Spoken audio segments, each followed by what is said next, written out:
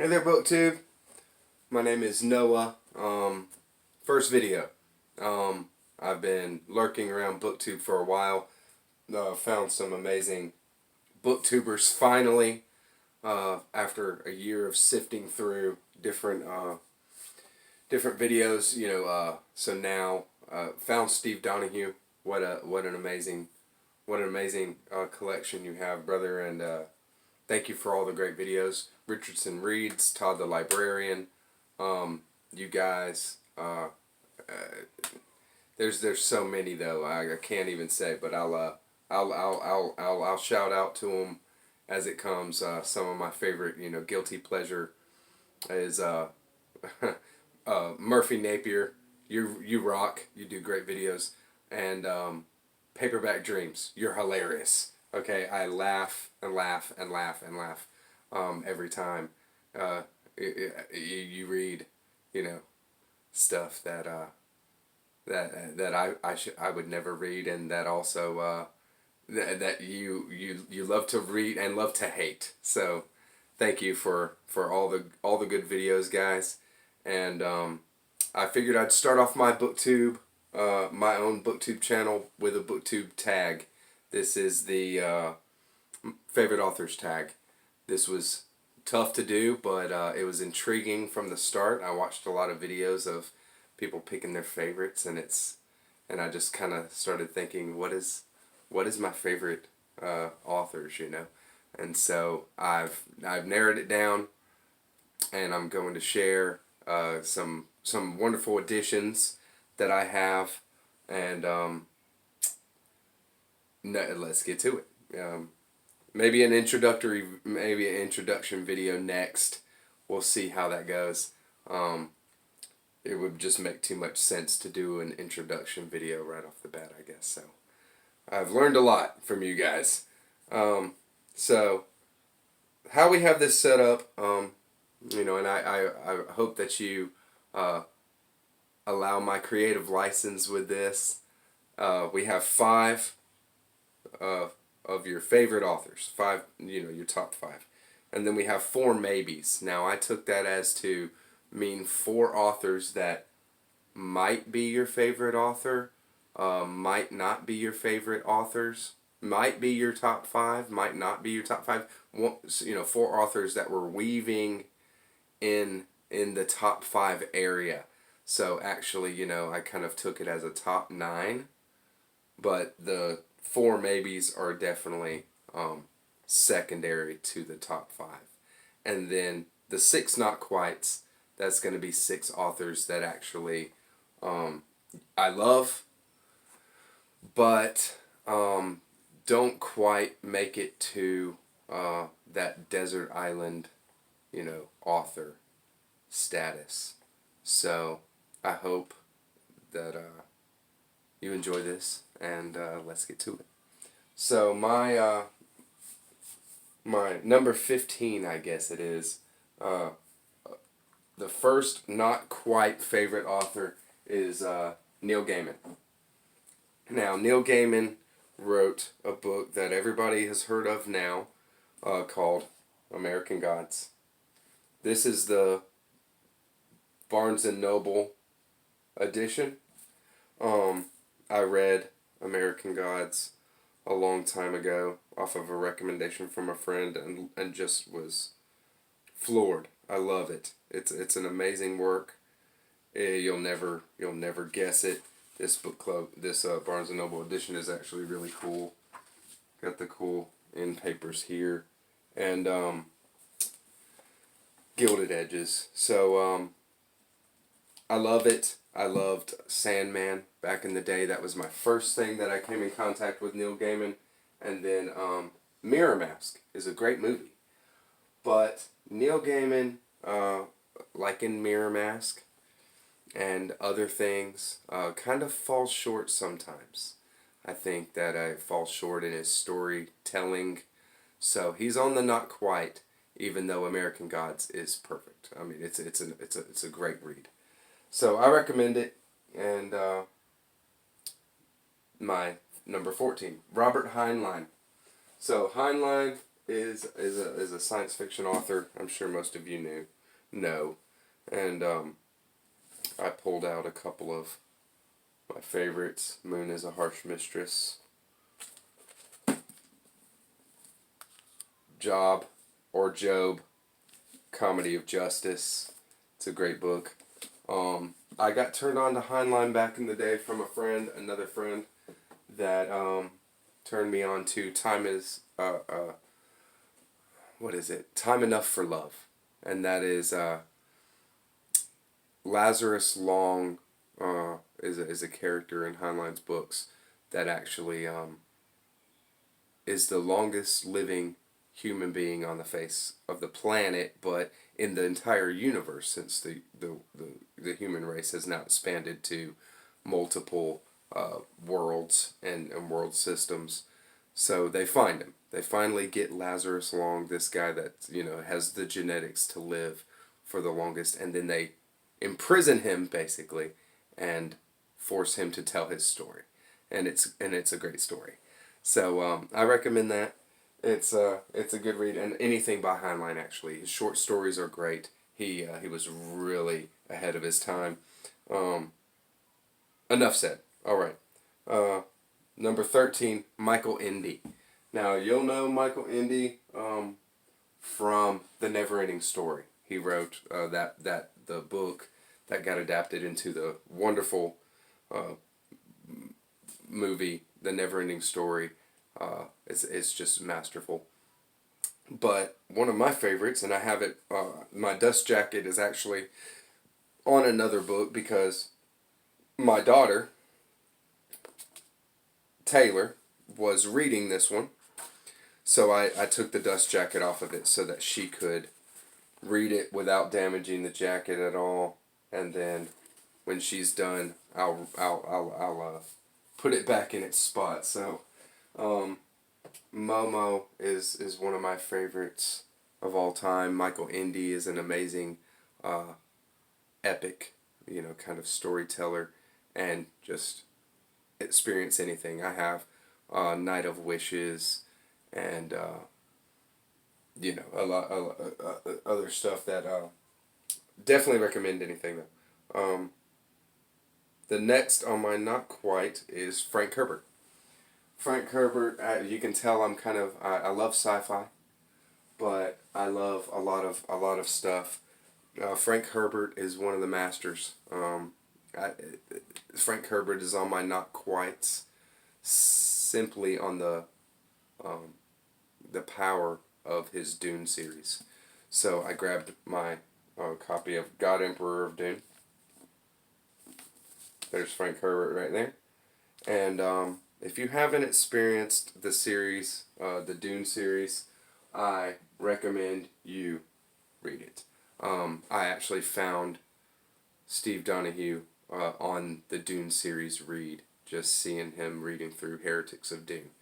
And then it was on. I found good booktubers. So Heretics of Dune is great. They're all great. Frank Herbert is a great storyteller. God Emperor of Dune is my favorite. So I just pulled that one out. So the next, not quite, might not be very well known to you guys. Might be. He gave a series of talks back in the 20s, 30s. He's a metaphysical, spiritual speaker, and I came in contact with him listening to his talks, and I've listened to a lot of his talks, and his books are all taken from his talks, but he's a wonderful storyteller, and he's greatly influenced by somebody higher up on my list, so I won't spoil it, but it's Neville Goddard. This is his personal confession, Resurrection. That is a personal confession of his spiritual experience. So definitely a very interesting read, and he has a lot of books on mind science, things like that. Really doing you, doing you in the best way and and most positive way possible. Now the last one on my not quite, it was really tough to say this, but the last one on my not quite is an author that I love because he's really ambitious, but he's not so well written that I enjoy his writing so much as others. But he is another sci-fi guy that is super ambitious and was an influence on everybody. Arthur C. Clarke, Isaac Asimov, all kinds of science fiction authors were influenced by him, and his magnum opus, as far as I'm concerned, is Star Maker. This is Olaf Stapledon. Olaf Stapledon was a English, London, England. Borges says something on here. Clarke, C.S. Lewis. He influenced a lot of people, and this is this book is this Star Maker. This edition here is a scholarly edition with a lot of footnotes and a lot of good stuff to go on. But this novel is like enough ideas for a whole career of novels. His most popular work is Last Men in London, and Last Men in London. The time frame of that and the idea of that novel fits into one page of that novel. And he wrote a lot of other great stuff. Serious, Odd John, short works like The Flame, and I recommend anything, but that's to go on. So that's my not quites. Those are authors that are just don't quite cut it to my top, desert island type authors. So we'll go to the four maybes. These are the authors that are maybe in my top five. If I read more by them, or I don't know. I obviously haven't read a lot on at least one of these guys. So, but these guys are so well loved. I wouldn't want to do without their books. So, here we go. First on my maybe is Charles Williams. I grabbed a couple of volumes here of a couple of paperback volumes I got.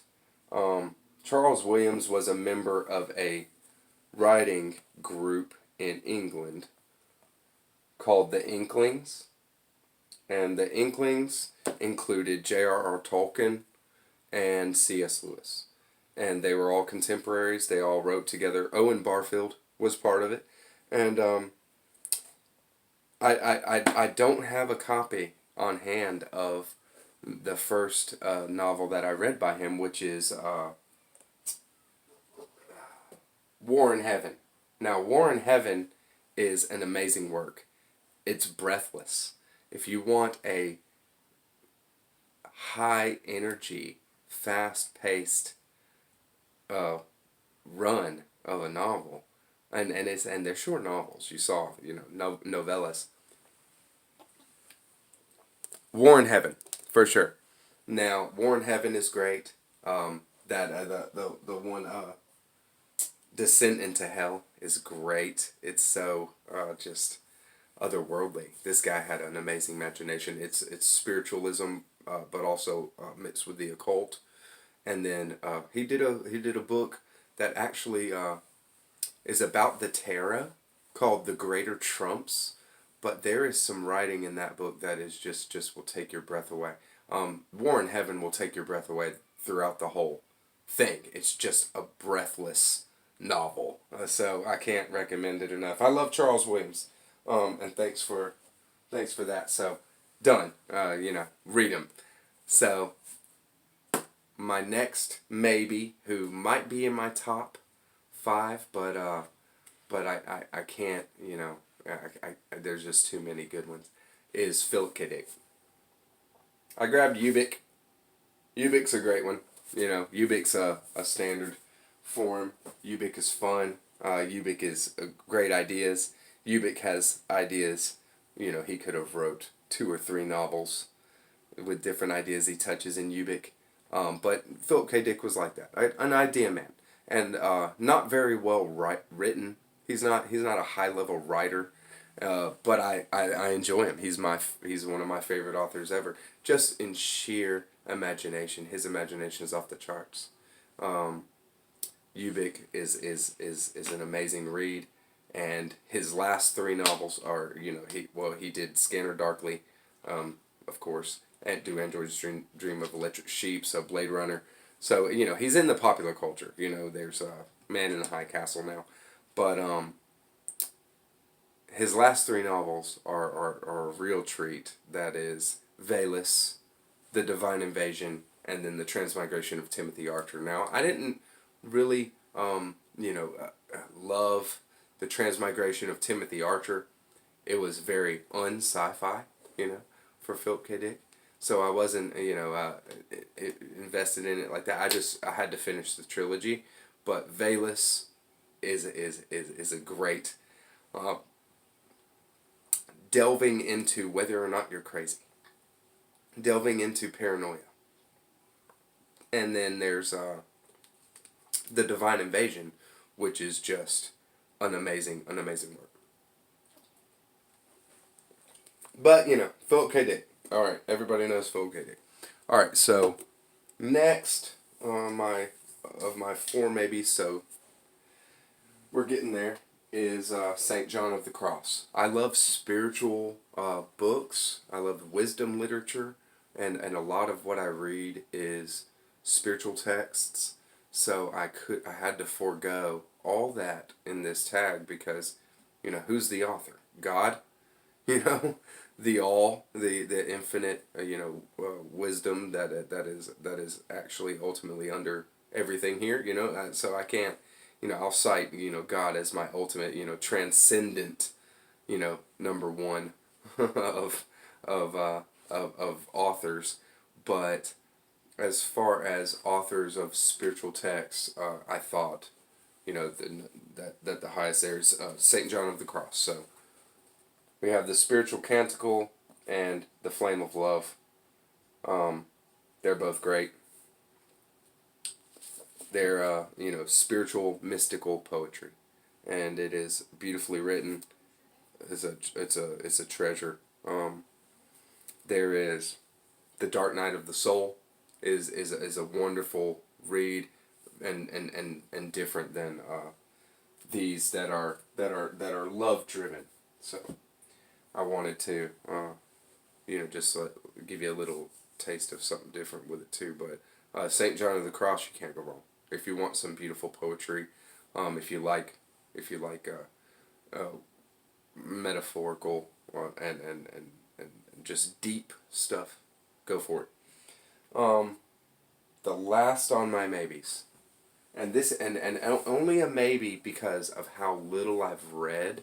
I haven't read enough, and the beginning of the year here, I'm gonna hit him really hard and read a lot of Leo Tolstoy. So here I have Resurrection. This is Leo Tolstoy's final fiction novel that he wrote, and this is the first Tolstoy that I came in contact with. Kingdom of Heaven is Within You, or The Kingdom of God is Within You. It is an amazingly lucid, logical working into what it means to follow the words of Christ, and what that means for a society that professes to be Christian. And so he was really critical of societies who profess to be Christian, because Christians are nonviolent. So if you're a nonviolent society, then you would demilitarize. And so I know it's an unpopular idea, and especially I'm here in United States, in Atlanta. I live in a suburb of Atlanta, so I know it's unpopular, but that's what it says, and I believe, personally, I felt very, I resonated with The Kingdom of God is Within You very much. Tolstoy really knows what he's talking about, and can work logically into these kind of ideas. And if you want,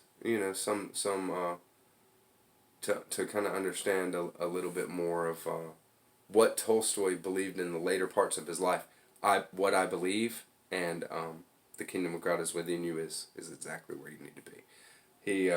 He got there. So that's it for my maybes, and now the moment of truth. We have the top 5, and so the first or these are not in any order. I couldn't, say, what I couldn't put my top 5 in any kind of order of best to, ultimately best to, moderately best. It just doesn't make any sense. So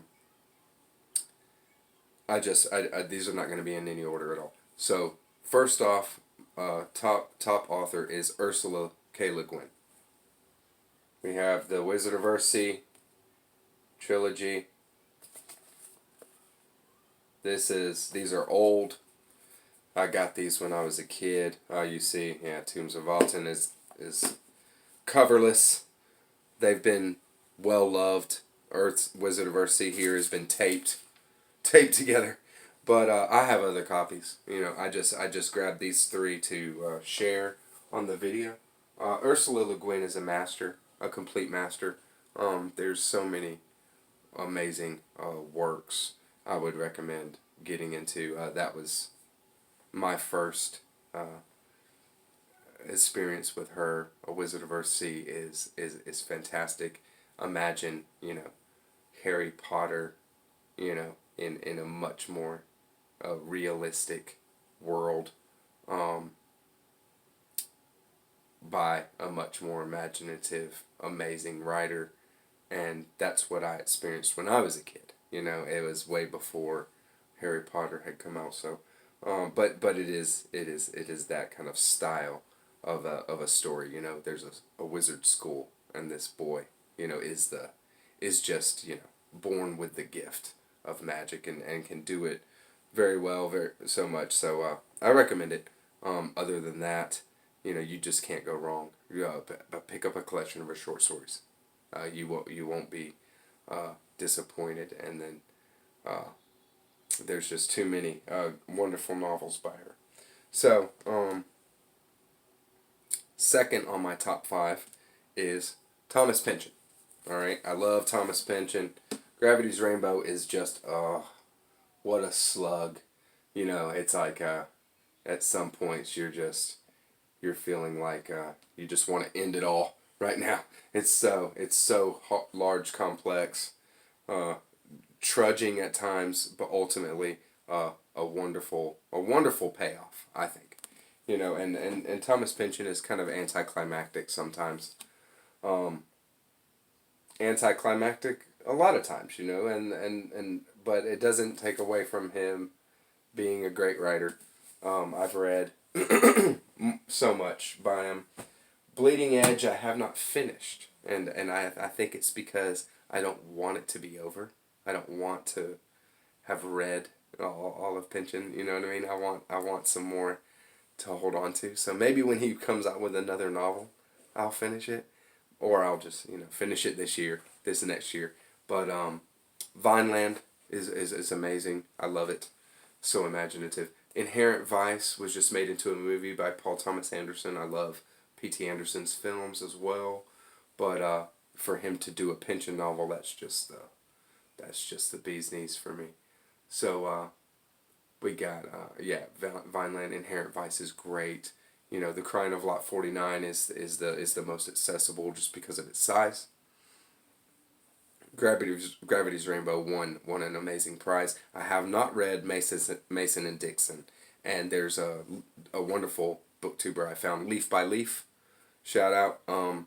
You said you were reading Mason and Dixon this next year. I'd love to buddy read it if if I can read as fast as you're going to get through it.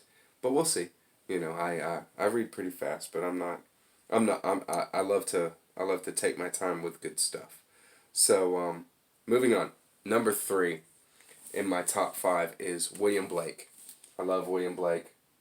This is the Princeton University Press, I believe. Yeah, Princeton University Press put out this copy of Jerusalem, which is his masterwork, full color plates.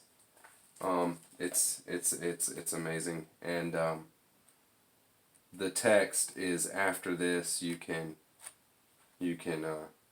experience the whole story in plates, full color, and you can also just read it.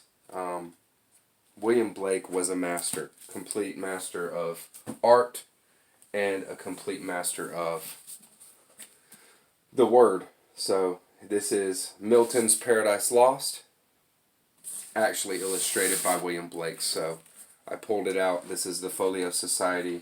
I pulled it out just because I love this edition. Any excuse to thumb through it, actually, I'm gonna do it. So here's there's one of the plates. This is Satan on the left hand side, sin in the middle, and death on the right hand side. Satan and death are fighting, and sin is kind of holding them at bay. It's an amazing book, but William Blake's own works, there's just nothing that can compare to them.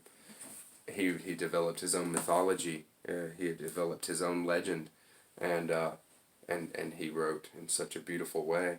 So yeah, William Blake. I mean, I have a whole lot of William Blake, and I'd love to, maybe delve into that if y'all are interested a little bit more. Do some videos on all this stuff. Whatever BookTube may like. I'm down. I wanna share some more. But on to number 2. So the number 2 author that I picked for my favorite authors is Italo Calvino. I love Calvino. My first Calvino was If on a Winter's Night a Traveler. What a fun read. An amazing read, and an amazing word usage. I mean, the guy is a genius. And there's a lot I haven't read. I can't wait to... I haven't read his most amazing book. The book that gets all the praise is Invisible Cities. So I'll be getting to that soon. But The Baron in the Trees, amazing. And I have the 6 memos for the new millennium, a section, a selection of lectures that he was giving at the very end of his life. He actually didn't deliver them because he died. Non-Existent Night, The Cloven Viscount. There's just the complete Cosmicomics is on my to be read right now, sitting just over yonder.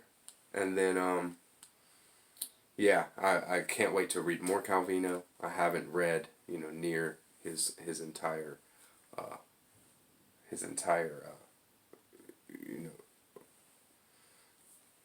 catalog, but I will. He's a wizard with words, and you just can't go wrong. Italo Calvino, read it. And then we get to my number 1 favorite author. Now this is my favorite author, and not to say that I love this author better than any other that I've said, but maybe. My favorite author is Flannery O'Connor. This is actually a very special book to me. This is the first edition hardcover of The Violent Bear It Away. I just got lucky and was able to buy this and to get it for an amazing price. is one of those books that I thought I wouldn't own until I was older, and you know, when money's not an option, not a big deal, and I could just spend money on what I really want, I would get this book. But this is a library edition, and they're all library editions. I mean, you know, uh, you're gonna if you're gonna get a hardcover first edition of The Violent Buried Away, uh, you're gonna have to go for a library edition. Uh, I believe, you know, unless you're really gonna shell out the bucks. But I love Flannery O'Connor. What an amazing writer. I feel like she's, you know, my sister. You know, when I read her stuff, we're in the same spot. You know, we come from the same place, and I love her work. I love her gothic spirituality. I love her horrific, you know, scenes that she paints to illustrate something beautiful. You know, it was very unique. It is unique. It's something that I don't know if I've ever seen, you know, done quite the same way at all. She had her, you know, her gimmicks, and I don't falter for it. I love them. Uh, the kind of irony that she had is great. Her humor is great. So pick up the complete stories. They're great. You know, they just go through it and read some of the short stories. She was a goddess of the short story. But her two novels that she wrote in her life, Wise Blood and The Violent Buried Away, are both amazing. The Violent Buried Away, I think, is better than Wise Blood, but you can't go wrong. So thank you, BookTube. It's been fun. This, like I said, was pretty hard to do, but I hope you enjoyed it and got turned on to, you know, maybe somebody you haven't heard before. Maybe you have, and maybe now you want to read something that you haven't read before. So appreciate it. Please comment. I'll take any kind of feedback. I'm very enthusiastic. I'm a very, you know, high energy kind of guy. I feel like I'm being reserved because of not knowing, you know, and I don't know the etiquette of BookTube. You know, whatever. Any comments are appreciated. So just give them to me. I love criticism. So thank you. Have a good evening.